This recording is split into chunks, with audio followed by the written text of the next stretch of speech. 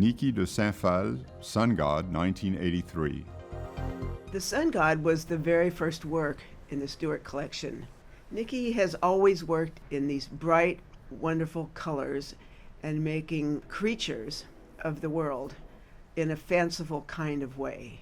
For us, she chose to have this sun god, she called it, a welcoming bird for the campus, actually facing west. The bird was made in France and came in an open slatted crate across the ocean, and then we craned it or flew it to the base.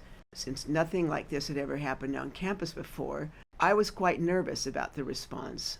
And so I came to school very early the morning after it had gone up and saw that there was no graffiti, but there was a big object under the arch. It became clear that it was an egg. Some students, presumably students, had made this egg and said "Happy Birthday" on it. So that was the first and wonderful response to this bird. The next year, the students started the Sun God Festival, and the Sun God has become a kind of informal mascot or icon for the university. NIKI is an artist who, along with Jean Tinguely, her former husband and close friend throughout her life, is extremely well known throughout Europe, especially in France.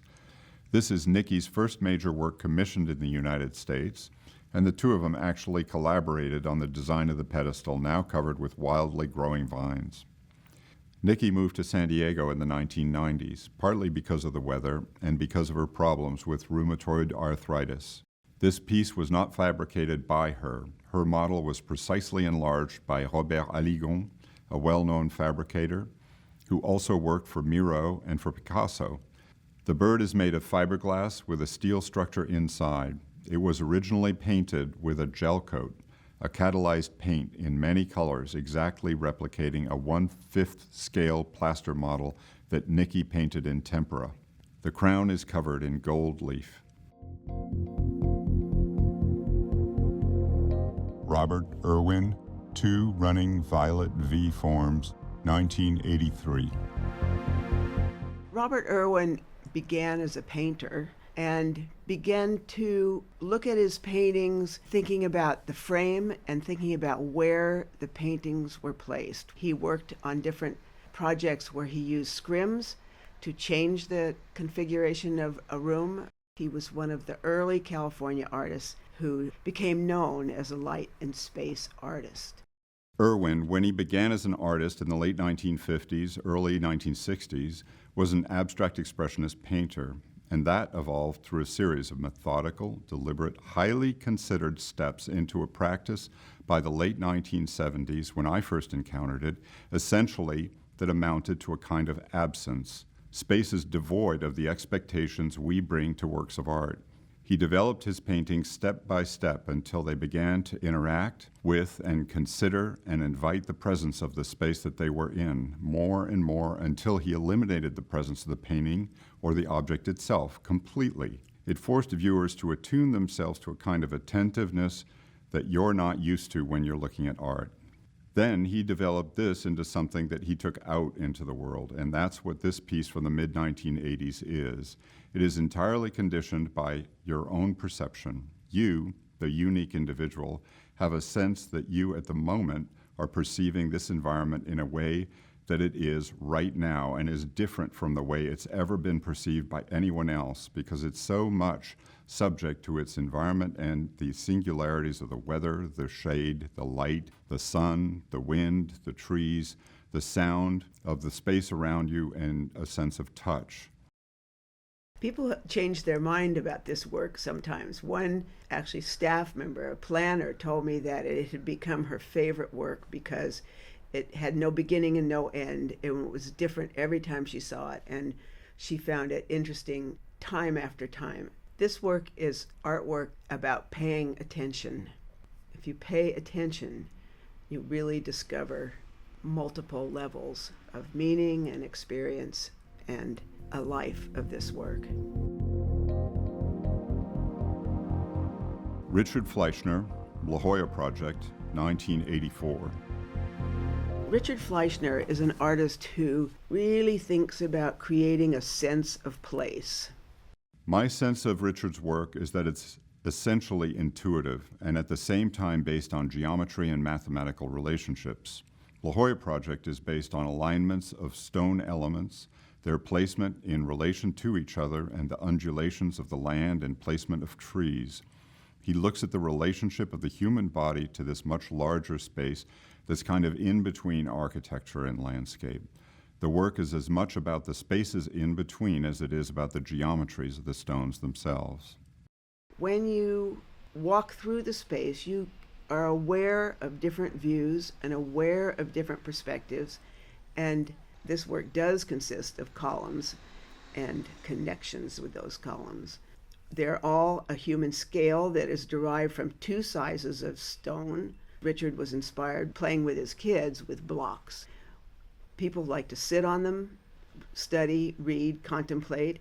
People have chosen this area for weddings, for memorials, for all kinds of things. So I think it clearly does create a sense of place.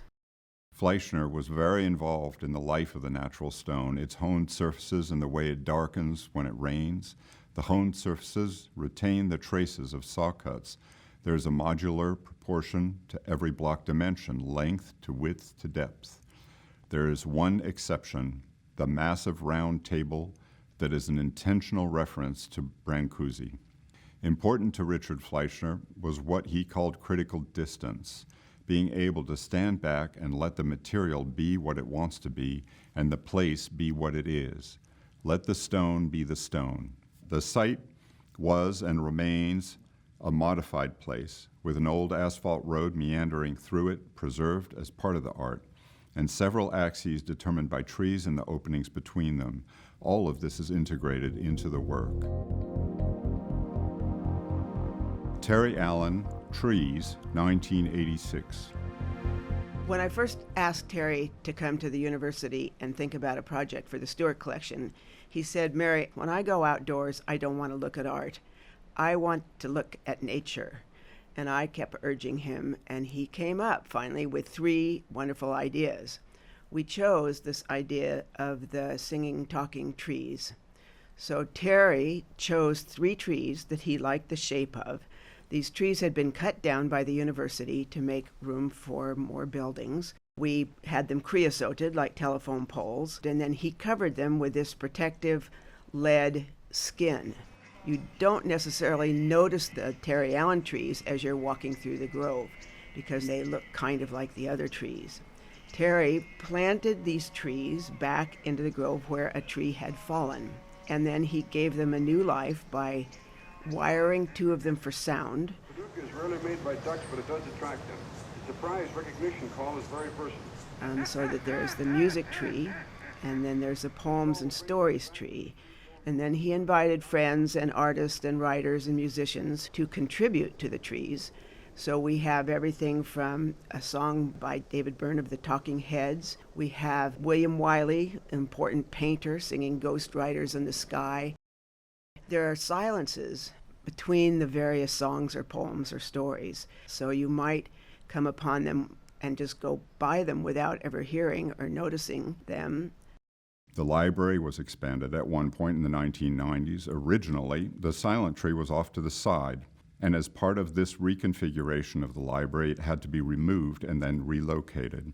And so Terry came back, and he chose this frontal, in-your-face alignment with the center axis of Library Walk. When you're looking at the library now, you will always see this tree. It became more present than it was before. The silent tree has become a place everyone knows on campus, a place for demonstrations, for protests, and especially a place for memorials. Nam June PAIK, Something Pacific, 1986. Nam June PAIK is Korean and moved to New York City in 1964.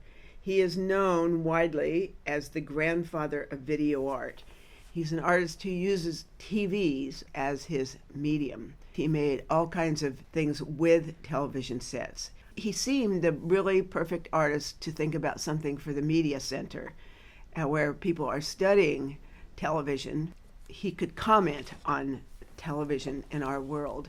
So what he did was to create a TV graveyard in the landscape at the Media Center.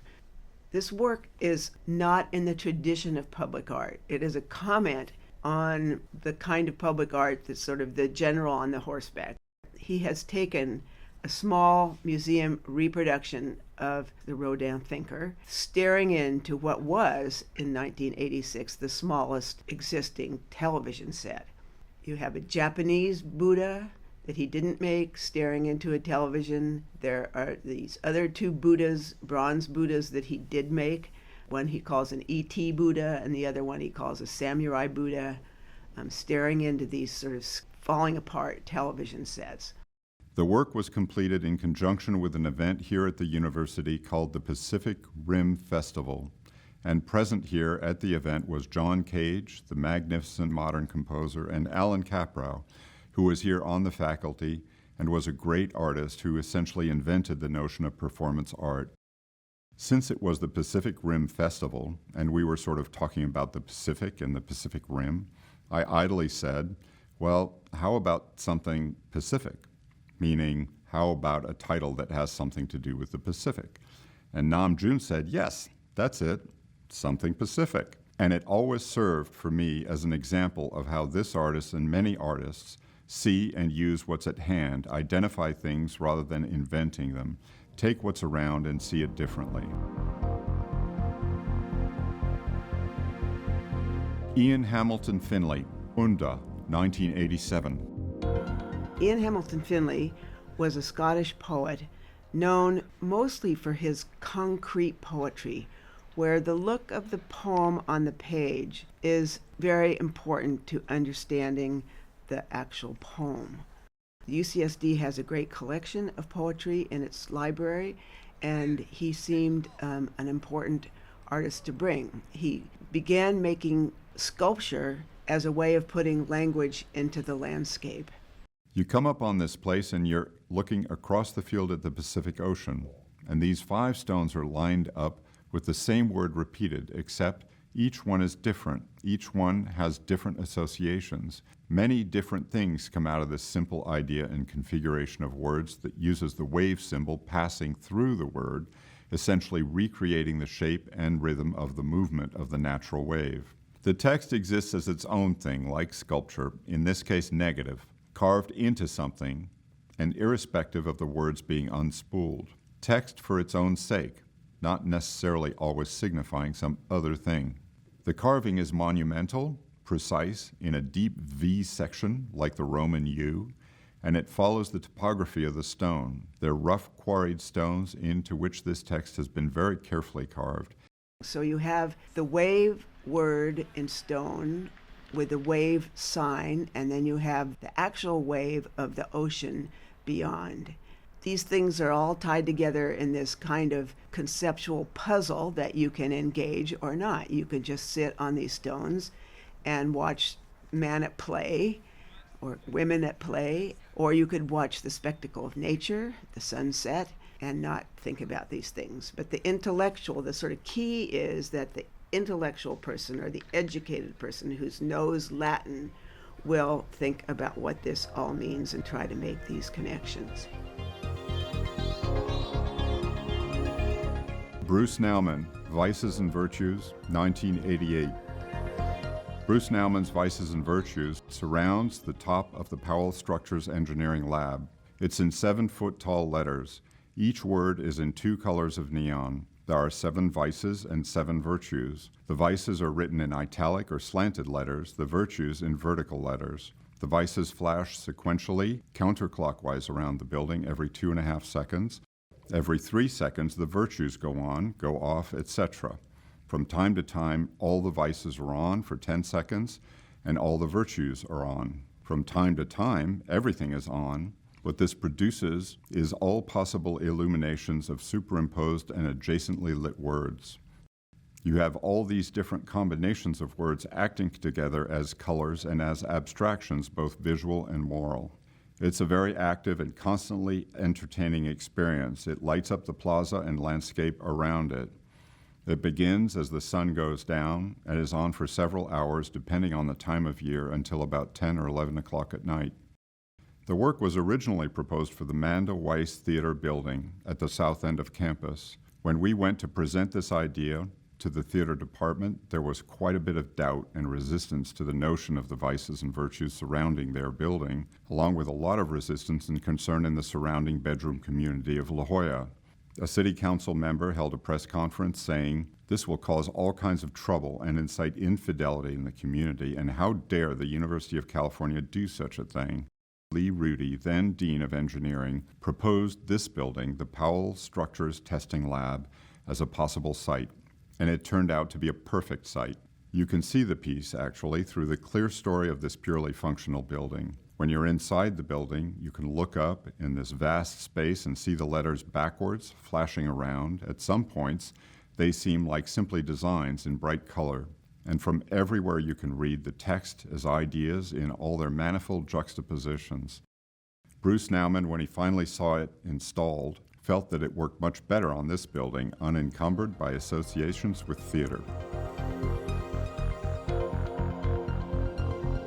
William Wegman, La Jolla Vista View, 1988.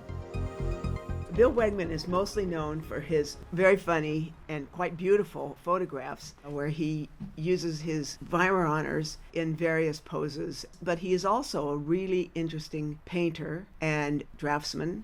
I ran into him in a party in Los Angeles and I said, "Have you ever done any outdoor sculpture?" And he said, well, he had as a graduate student. And I said, well, would you be at all interested in coming to San Diego and looking around?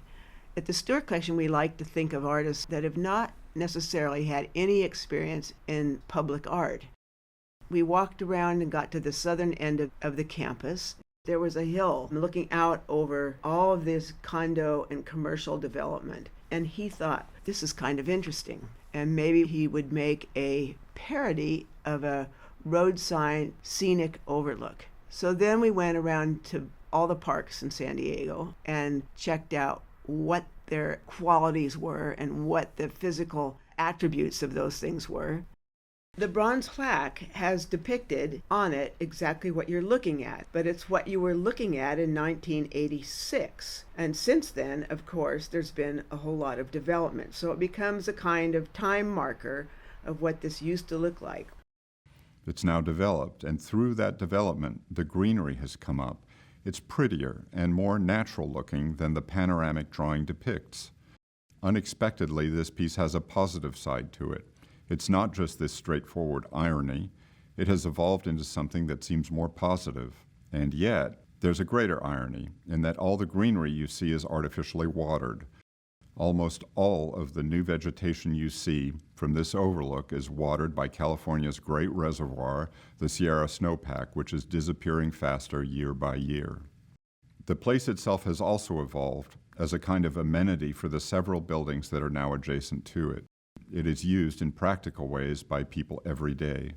This idea has made a home for itself, as art tends to do when it's launched into public space and done things that were not originally intended.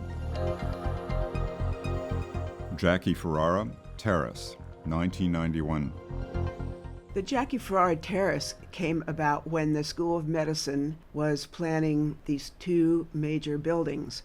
They asked me if I knew anybody who could think about terraces, and I thought immediately of Jackie, who has done a number of terraces around the world. So Jackie became a part of the design team for the building with Moore Rubu Udell and landscape architect Andrew Spurlock. The three parts of the terrace kind of flow into each other and echo each other and connect the various parts of the buildings. And the terrace is gravel and tiles set in this kind of, I like to say, musical configuration almost, the kind of tempo that they have of the stripes and the pauses and the lines could be thought of in that way. The biggest part, which is down below, and then there's steps that go up in a circle, and then another smaller part at the kind of entrance to the building. This was thought of as a kind of escape place to go and sit and contemplate. She chose Australian willow trees to put up and benches for people to sit. There's a geometry to the building and a kind of modularity to its neoclassical accents. This terrace connects the two wings of the cellular and molecular medicine laboratories together, and it works its way from an expansive architectural scale down into a small and human scale. The smallest tiles are only maybe 2 inches square, so there's a level of being able to transform from a very small and intimate scale to a much larger scale of this building. Jackie has done courtyards. She's done a huge thing at the Walker Art Center in Minneapolis, where she used local Minneapolis stone. She's got a terrace and an amphitheater at the LA County Museum, which is again very beautiful. Michael Asher, Untitled, 1991. Michael Asher, of all the artists in the Stuart Collection, one could say that his work is the most purely conceptual. His work is completely determined by the site where it finds itself. After several years of consideration, he settled on this place at the center of what used to be Marine Corps Rifle Range Camp Matthews. Asher's work is not just the part he physically added, but the whole site, and in its scope it encompasses the origins of the campus as a military training facility where over 1 million U.S. Marines received their weapons training. This work does what sculpture does in that it functions as representation. It's a copy of a drinking fountain, fixed in time because of its specific design that, as time goes forward, becomes more and more a historical artifact. It's institutional, it's functional, it's also a public fountain as it splashes water, and the polished granite is decorative. It is completely integrated to the site, completing what was previously an unbalanced composition. This drinking fountain is an exact replica of the kind of fountains that you find in offices and schools and businesses everywhere. The fountain is made out of granite, and it sits in the middle instead of up against the wall. And you can have a drink of filtered, cooled water.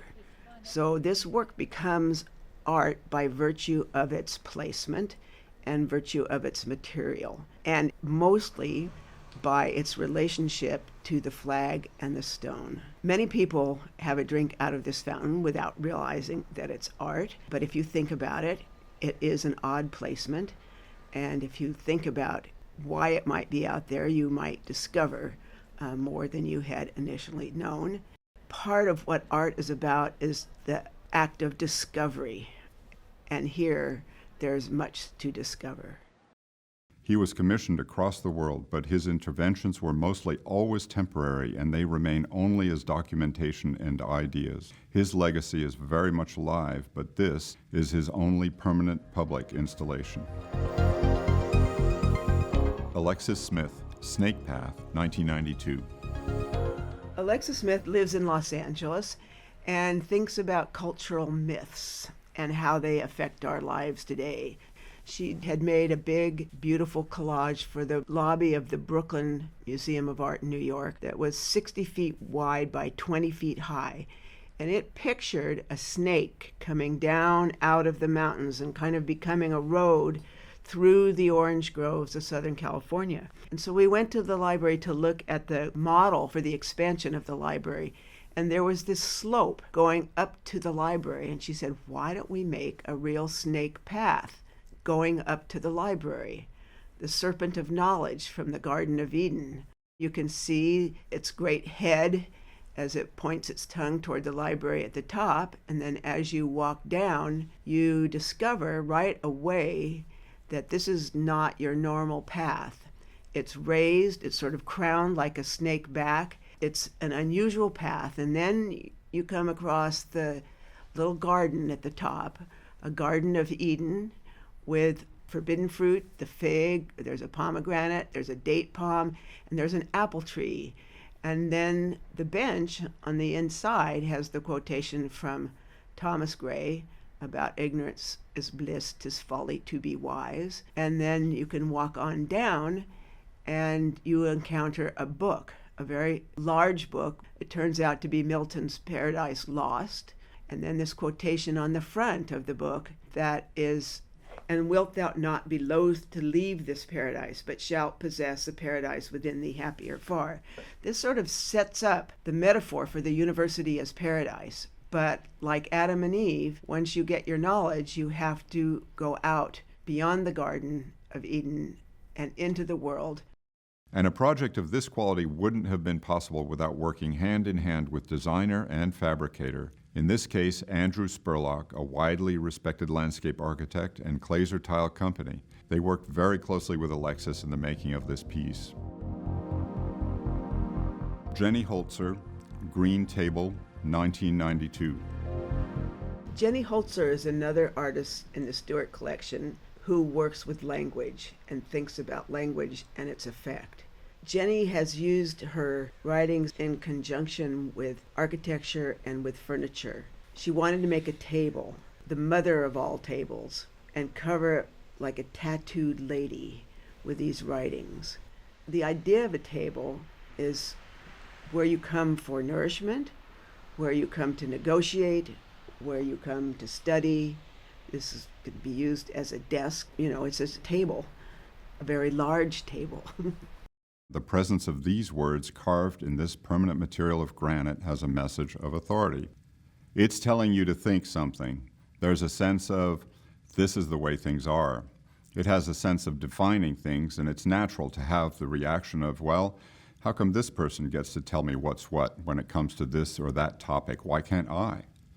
There are many voices on this table. There are many different voices. There are many perspectives and different ways of thinking, and that becomes part of how you experience this. Many of these statements seem designed to make you react, and in reacting, you end up thinking about why you're reacting in a certain way, and you think about how, in different circumstances, you might actually react differently. Or you think about how these various phrases and these different comments and declarations and truisms and philosophical statements might simply come from different ways of looking at the world. It becomes a way of communicating and rethinking or having a dialogue with oneself and with others and with this artist. A little knowledge can go a long way. A man can't know what it's like to be a mother.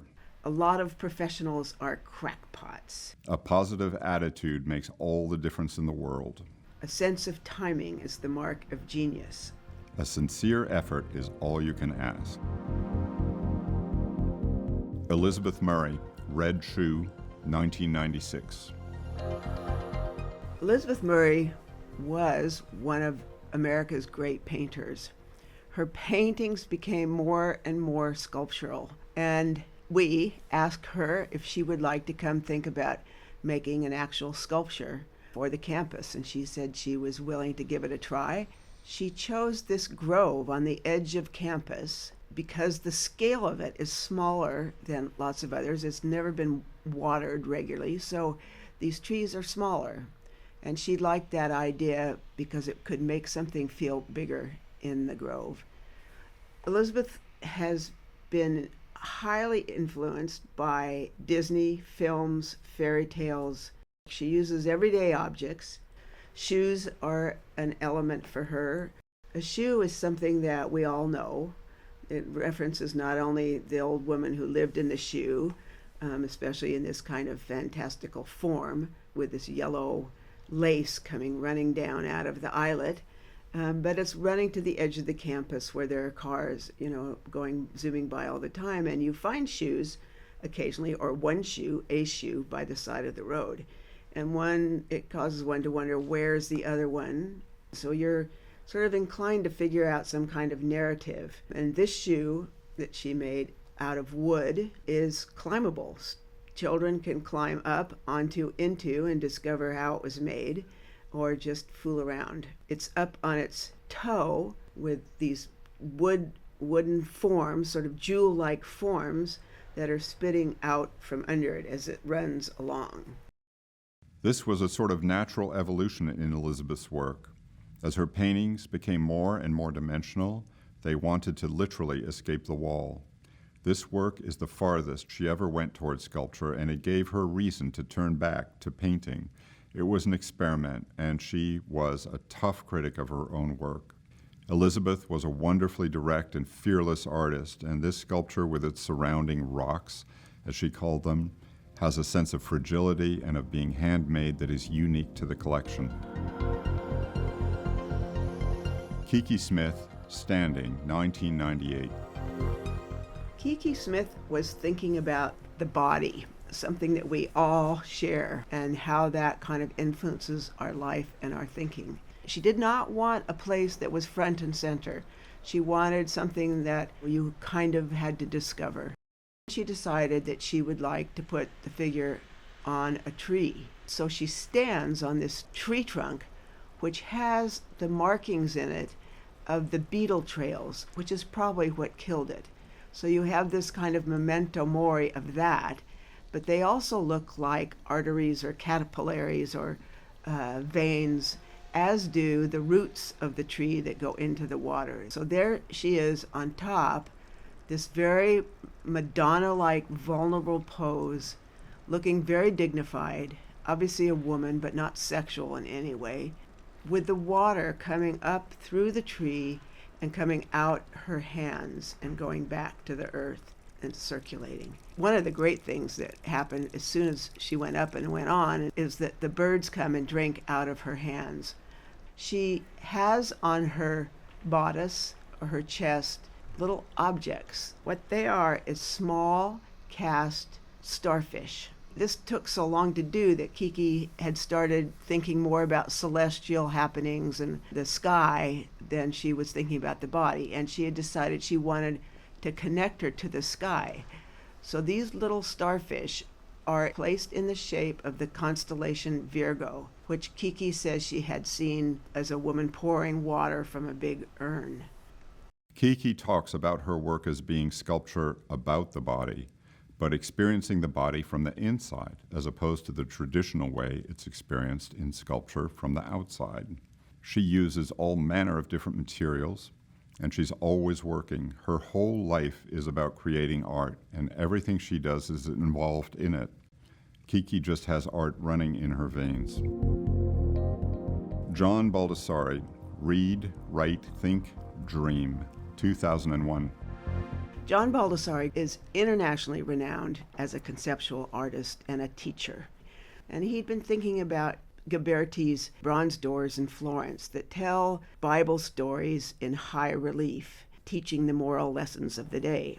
He wanted to make a contemporary version, and we searched around the campus for various doors. The library doors are clearly the most traveled through doors on the campus, and John came up with this idea of bringing students into the picture. So we had a graduate student take photographs of many, many students.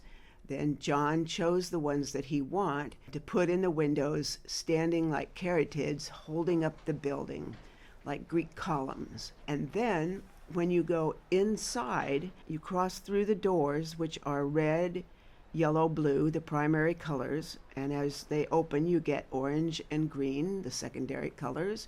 And you look straight across at photographs of seated students.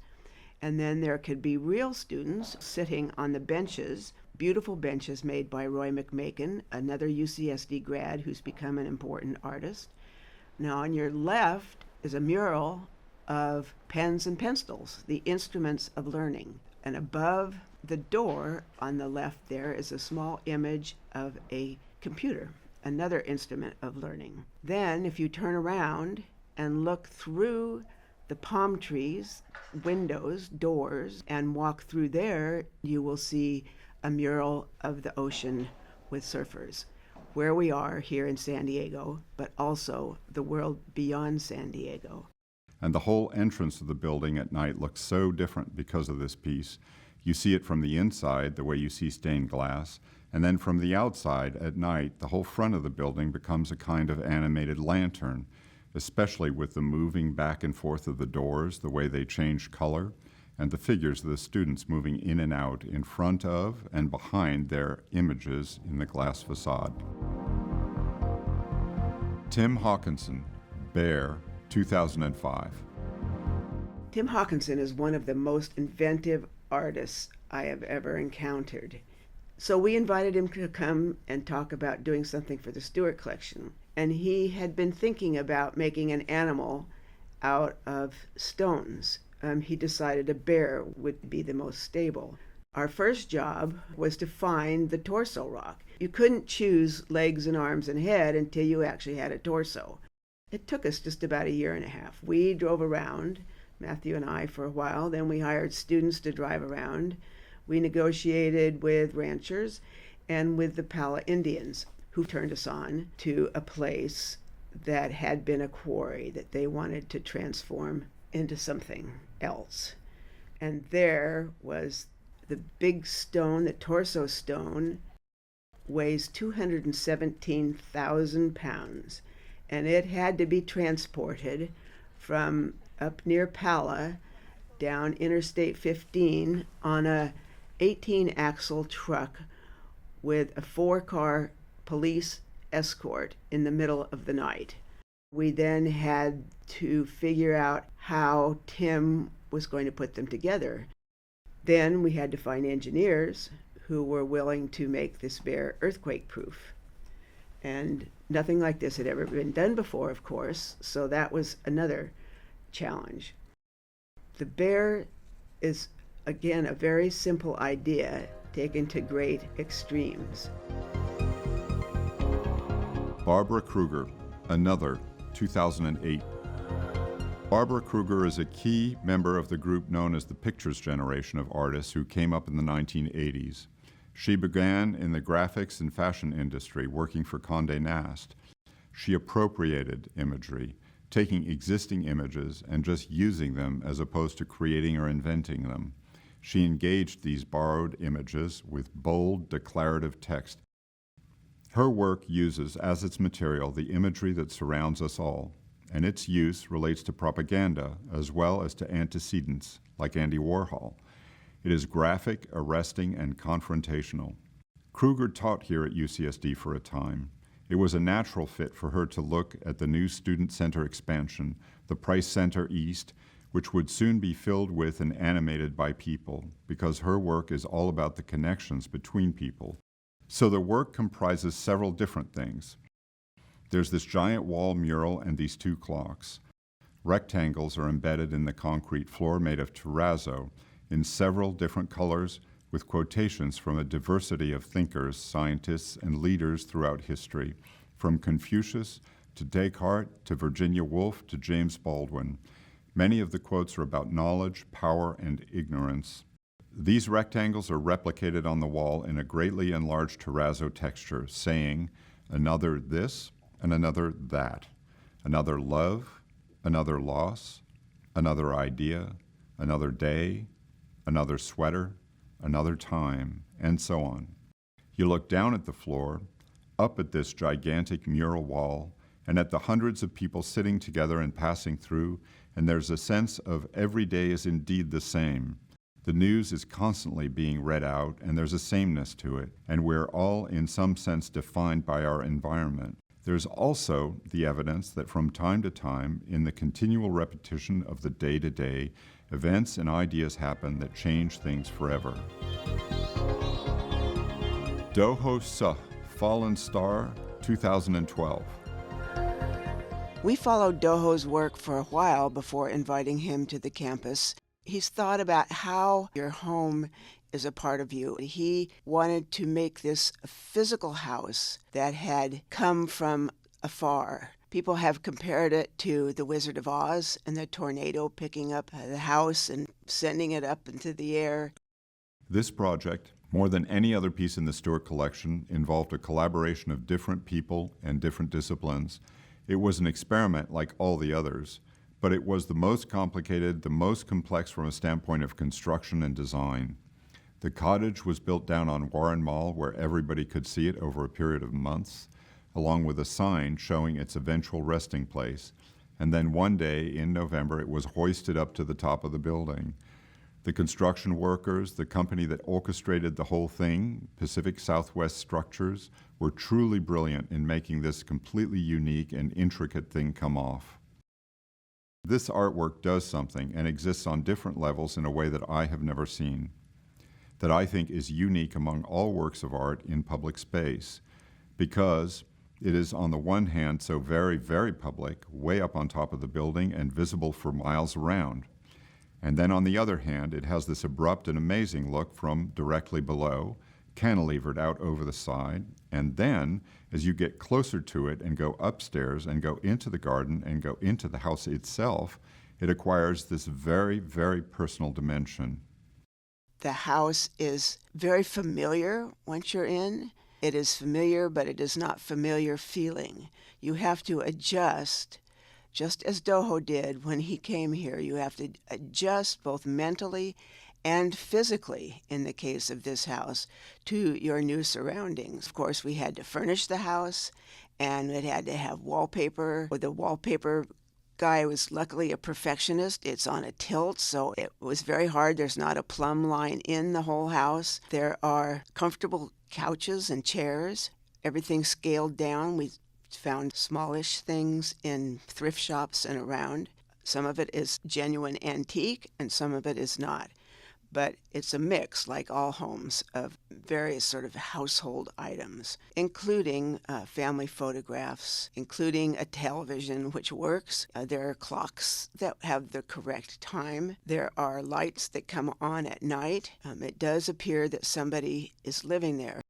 And the garden is intimate. It's scaled down. The bricks of the pathway, the furniture inside and out in the garden is scaled down.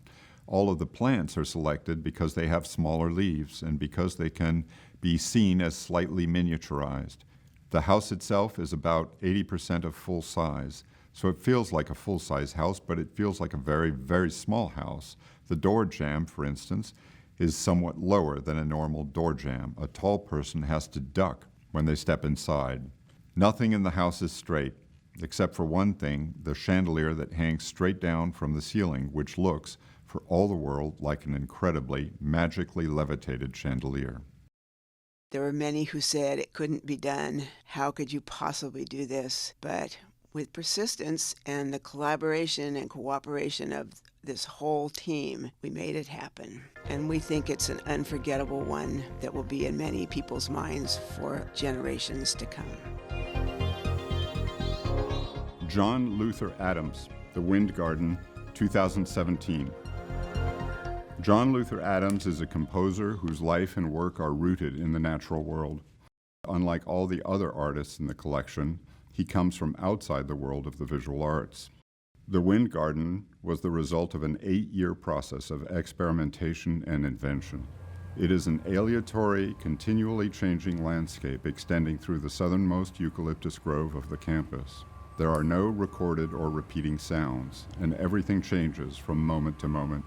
The wind, sensed by accelerometers, mounted in the upper branches of the trees, alters the amplitude of 32 different channels of tuned harmonic sound. It's worth noting that all the technical aspects of this project were developed here through the talents of engineers and specialists on the campus. The musical foundation of the Wind Garden is 2 choirs, or virtual voices. A day choir, tuned to the natural harmonic series, and a night choir, tuned to the subharmonic series. Entering along a central pathway, a visitor becomes aware of this soft atmosphere of sound, vaguely reminiscent of bells, voices, or strings. As darkness grows deeper, the sounds of the night choir fall in pitch and become themselves darker. As daylight returns, the sounds of the night choir rise and fade away.